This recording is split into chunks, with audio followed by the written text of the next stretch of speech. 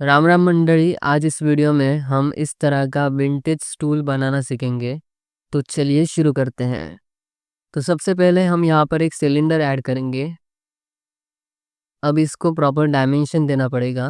यहाँ पर wire frame on करेंगे, इसको जी एक्सिस में इस तरह से मूव करेंगे और एन प्रेस करके ये ट्रांसफॉर्म पैनल ओपन होगा। यहाँ पे डायमेंशन चेंज करने से पहले इसका जो ओरिजिन है वो set origin to 3D cursor करेंगे और फिर यहाँ पर जी एक्सिस में मैं 50 सेंटीमीटर डायमेंशन दूंगा, मतलब 0.5 मीटर। जो इसका डायमीटर होगा वो हम रखेंगे 35 सेंटीमीटर। तो इन दोनों को एक्स और वाई एक्सिस में सिलेक्ट करके 35 सेंटीमीटर देंगे। तो हमें यहाँ पर ये बेसिक सिलेंडर का डायमीटर मिला। अब यहाँ पर जाएंगे और ये जो ग्रेड स्केल है इसको 0.1 कर देंगे। अब जो इस टूल की सीट होगी उसकी थिकनेस अपन एडजस्ट करेंगे। शिफ्ट डी डुप्लीकेट प्रेस करेंगे। ये जो ऑब्जेक्ट है एडिट मोड में जाके ये टॉप वाले फेसेस को सिलेक्ट करेंगे और यहाँ पर 3D कर्सर को स्नैप करेंगे और set the origin to 3D cursor करेंगे। इसके बाद हमें इसकी जो हाइट है वो इस तरह से डिक्रीज करनी होगी। तो यहाँ पर मैं सीट का थिकनेस रखूँगा 3 सेंटीमीटर इस तरह से। तो हमें यहाँ पे ये सीट मिली। अब एक और बार इस सिलेंडर को डुप्लीकेट करेंगे। अब हमें यहाँ पर लेग्स है, इनका डायमीटर सेट करना पड़ेगा। तो इनको सिलेक्ट करेंगे और 3 सेंटीमीटर डायमीटर देंगे। अब ये जो सिलेंडर है इसको हाइड करेंगे। ये टोटल ओवरऑल हाइट थी 50 सेंटीमीटर, 50 में से 3 गए तो कितने रह गए? तो इसकी हाइट होगी 47 सेंटीमीटर इस तरह से। अब हम यहाँ पर 4 लेग वाला स्टूल बनाएंगे। अब इस सिलेंडर को डुप्लीकेट करेंगे और इसका सेट द ओरिजिन ज्योमेट्री करेंगे।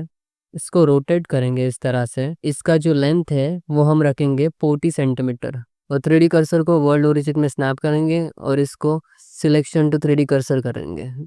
ये जो सिलेंडर है इसको अपन 45 डिग्री के एंगल में रोटेट करेंगे इस तरह से। और ये जो लेग है इसको शिफ्ट डी डुप्लीकेट करेंगे। यहाँ पे इस सिलेंडर को सिलेक्ट करके एडिट मोड में जाके ये जो फेस है इसको सिलेक्ट करेंगे और यहाँ पर 3D कर्सर को स्नैप करेंगे। फिर ये जो सिलेंडर है इसको भी 45 डिग्री एंगल में रोटेट करेंगे और फिर इसको 3D कर्सर में स्नैप करेंगे इस तरह से। अब यहाँ पर ट्रांसफॉर्म ओरिएंटेशन है वो नॉर्मल रखेंगे और इसको 10 डिग्री में इस तरह से रोटेट करेंगे। तो हमें क्या मिलेगा? ये इस तरह से लेग मिलेगा। ट्रांसफॉर्म ग्लोबल ओरिएंटेशन किया, इसके बाद 3D कर्सर को वर्ल्ड ओरिजिन में स्नैप किया और change the transform pivot point 3D cursor किया। अब इस सिलेंडर को डुप्लीकेट करेंगे और 90 डिग्री के एंगल में रोटेट करेंगे। फिर दोनों को सिलेक्ट करके डुप्लीकेट करेंगे और 180 डिग्री के एंगल में रोटेट करेंगे इस तरह से। अब ये जो ऑब्जेक्ट है इसको रोटेट करेंगे 45 डिग्री में इस तरह से। अब इसको अपन हाइड कर सकते हैं यहाँ पे। अब आप लोग देख सकते हो अभी हमें यहाँ पे इस तरह से लेग्स मिले। इस सेंटर वाले सिलेंडर को भी हाइड कर देंगे तो यहाँ पे हमें ये 4 लेग मिले इस टूल के लिए। अब यहाँ पर ये लेग्स भी है और सीट भी है, सबको सिलेक्ट करेंगे और कंट्रोल ए दबा के स्केल अप्लाई करेंगे। अब ये सीट को सिलेक्ट करेंगे, एडिट मोड में जाएंगे, टॉप और बॉटम फेसेस को सिलेक्ट करेंगे और कंट्रोल बी प्रेस करके बेवल ऐड करेंगे इस तरह से। और यहाँ पर एक लूप कट ऐड करेंगे इस तरह से। अब ये टॉप और बॉटम फेस को सिलेक्ट करेंगे, इंसर्ट ऑपरेशन यूज़ करेंगे, एक और बार इंसर्ट ऑपरेशन यूज़ करके इन फेसेस को डिलीट कर देंगे। एज लूप को सिलेक्ट करेंगे, फेस और ग्रिड फिल यूज़ करेंगे। यहाँ पर ऑफसेट एडजस्ट करेंगे और ये सिंपल ब्लेंडिंग को टर्न ऑन कर देंगे। अब set the origin to geometry करेंगे और सिलेक्ट एवरीथिंग मेश और सिमेट्राइज कर देंगे। जी एक्सिस में सिमेट्री लेंगे और कंट्रोल 2 दबा के सब डी मॉडिफायर ऐड करेंगे। तो यहाँ पर हमने ये सीट बनाई। अब हमें लेग्स बनाने हैं, तो वो कैसे बना सकते हैं? ये जो सेंटर वाला सिलेंडर है इस पर अपन काम करेंगे।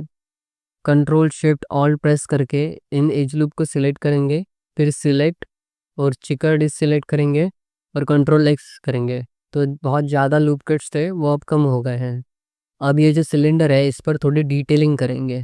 शिफ्ट ए मेश और यहाँ पर मैं एक राउंडेड क्यूब ऐड करूँगा और 4 सब डिवीजन काउंट के साथ अपन जाएंगे। इसको स्केल डाउन करेंगे इस तरह से।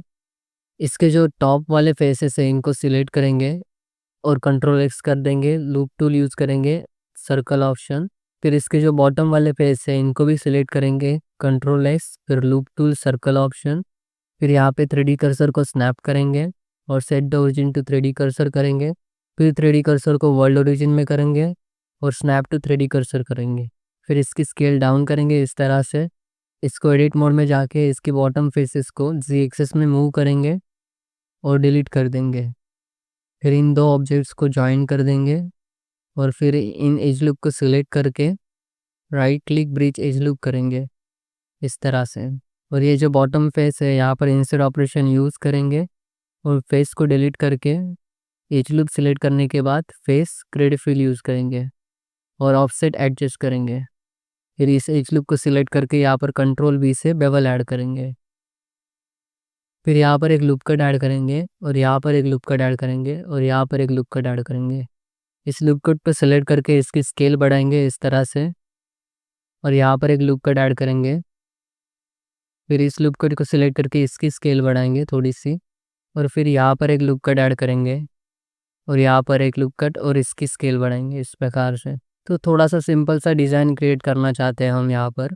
फिर यहाँ पर एक और लूप कट ऐड करेंगे और इसकी भी स्केल बढ़ाएंगे। यहाँ पर एक लूप कट और इसकी भी स्केल बढ़ाएंगे। फिर यहाँ पर दो लूप कट ऐड करेंगे, यहाँ पर दो लूप कट ऐड करेंगे। इन लूप कट को सिलेक्ट करेंगे इस तरह से और सेट फ्लो यूज़ करेंगे और कंट्रोल 2 दबा के सब डी मॉडिफायर ऐड करेंगे। इसके बाद इस एज लूप को सिलेक्ट करेंगे और यहाँ पर बेवल ऐड करेंगे। फिर इस एज लूप को सिलेक्ट करके यहाँ पर बेवल ऐड करेंगे। फिर इस एज लूप को और इस एज लूप को सिलेक्ट करेंगे, कंट्रोल बी प्रेस के बेवल ऐड करेंगे, कंट्रोल माइनस प्रेस करके सिलेक्शन को डिक्रीज करेंगे, फिर ऑल्ट एस प्रेस करके स्केल अलोंग द नॉर्मल करेंगे और फिर कंट्रोल बी प्रेस करके बेवल ऐड करेंगे। फिर यहाँ पर लूप कट्स ऐड करेंगे और फिर इस एज लूप को सिलेक्ट करके ऑल्ट एस प्रेस करेंगे और यहाँ पर कंट्रोल बी प्रेस करके बेवल ऐड करेंगे उसी प्रकार से और फिर लूप कट्स ऐड कर देंगे। तो ये बेसिक सी सिंपल डिज़ाइन बनाई है हमने। अब इसको डुप्लीकेट करना है चारों साइड में, तो वो हम कैसे कर सकते हैं वो देखना पड़ेगा हमें।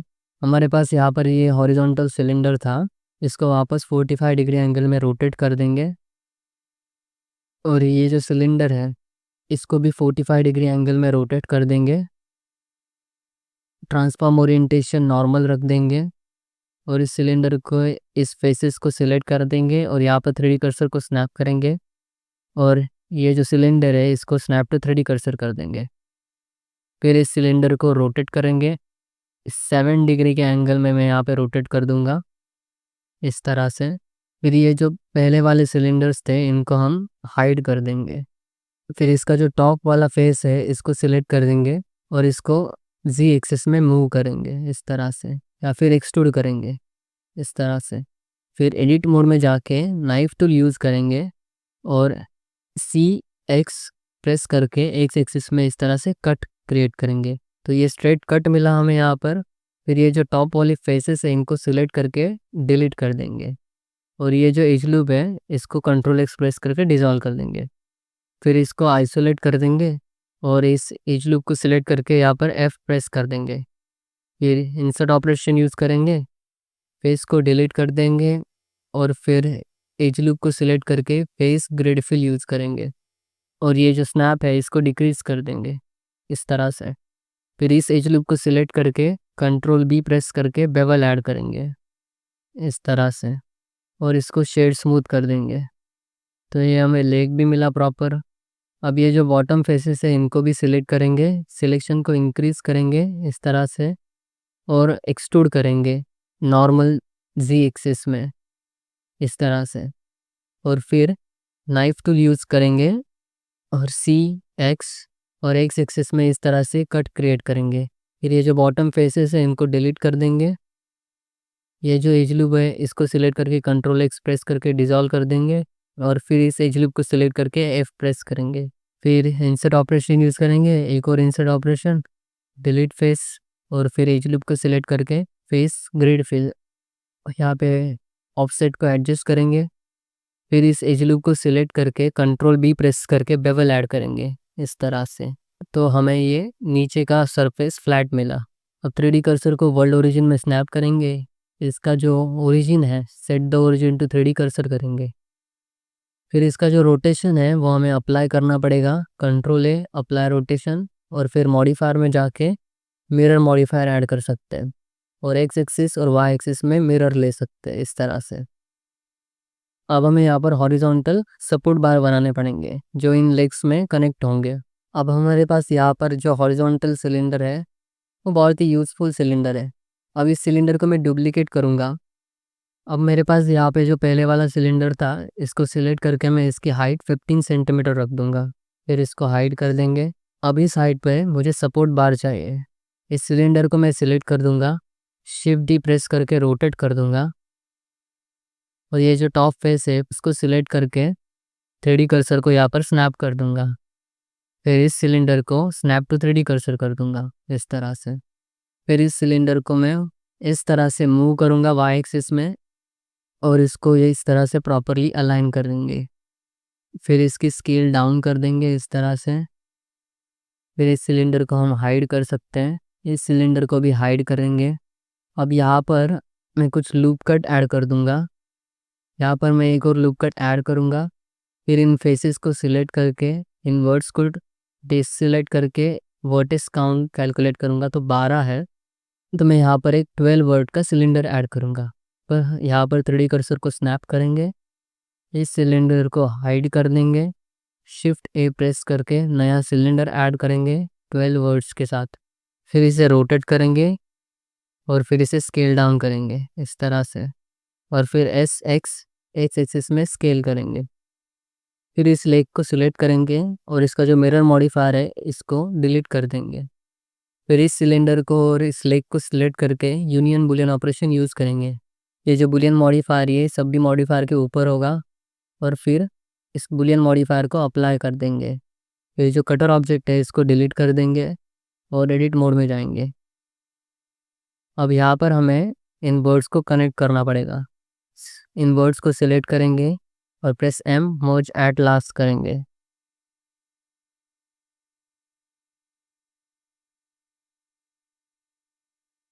फिर इन वर्ड्स को सिलेक्ट करके जे प्रेस करेंगे और शेड स्मूथ करेंगे। फिर हम यहाँ पर एक लूप कट और यहाँ पर एक लूप कट ऐड करेंगे इस तरह से और यहाँ पर लूप कट, यहाँ पर लूप कट। इन वर्ड्स को कनेक्ट कर देंगे जे प्रेस करके। फिर इन वर्ड्स को सिलेक्ट करके जे प्रेस करेंगे इस तरह से। फिर इस एज लूप को सिलेक्ट करेंगे और कंट्रोल बी प्रेस करके बेवल ऐड करेंगे। फिर ये जो लेग है इसको 45 डिग्री में रोटेट करेंगे और इसका जो रोटेशन है इसको अप्लाई करेंगे और फिर सिलेक्ट एवरीथिंग मेश सिमेट्री लेंगे एक्स एक्सिस में इस तरह से। फिर हम एक और बार इसको रोटेट करेंगे 45 डिग्री में और रोटेशन अप्लाई करेंगे और फिर एक बार सिलेक्ट एवरीथिंग मेश सिमेट्री लेंगे और फिर एक बार सिलेक्ट करके मेश सिमेट्राइज और अब वाई एक्सिस में सिमेट्री लेंगे। इस तरह से हमें यहाँ पे सपोर्टिंग बार मिलेंगे। तो इस तरह से अपन यहाँ पे विंटेज एंटीक स्टूल का डिज़ाइन बना सकते हैं। अगर आपको ये वीडियो पसंद आया है तो इस वीडियो को लाइक करो और इसी तरह के ब्लेंडर मॉडलिंग हिंदी ट्यूटोरियल्स के लिए इस चैनल को सब्सक्राइब करो। आज के लिए बस इतना ही, फिर मिलेंगे दोबारा।